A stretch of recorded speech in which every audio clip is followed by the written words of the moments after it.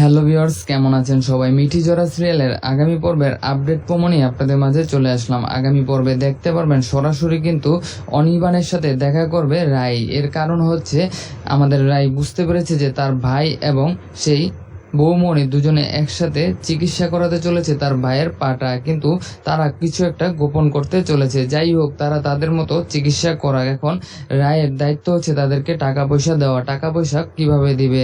সেই বৌমণির রাখা কিছু গহনা ছিল রায়ের কাছে, আর সেগুলো অনির্বাণের বাড়িতে মানে তার শ্বশুর বাড়িতে রেখে আসা হয়েছে। যেহেতু তাদের মধ্যে এখন সম্পর্ক ছিন্ন বিচ্ছিন্ন হয়ে গিয়েছে, তাই এইবার সে চোখের লজ্জা ভুলে সরাসরি অনির্বাণের সাথে দেখা করবে যে তোমার সাথে আমার কিছু কথা আছে, জরুরি কথা। অনির্বাণ তো ভেবেছিল যে সে হয়তো বা আমার সাথে সবকিছু মিটমাট করে ফেলছে, সে অনেক গর্বের সাথে তার সাথে দেখা করে, কিন্তু সে বলেছে তোমার বাসায় বৌমণির কিছু গহনা রয়েছে, তাদের চিকিৎসার জন্য টাকা লাগবে। তাছাড়া স্রোতের বিয়ে সার্থকের সাথে কিছুদিন পরেই হতে চলেছে, সেখানেও টাকা পয়সা লাগবে, তাই সেগুলো আমাদের দরকার। তখনই অনির্বাণ বলেছে ঠিক আছে, তাহলে চলো আমাদের বাসায় বা কালকে চলো। এসব কথা যখনই বলবে তখনই রাই বলবে কেন আজকে গেলে হবে না?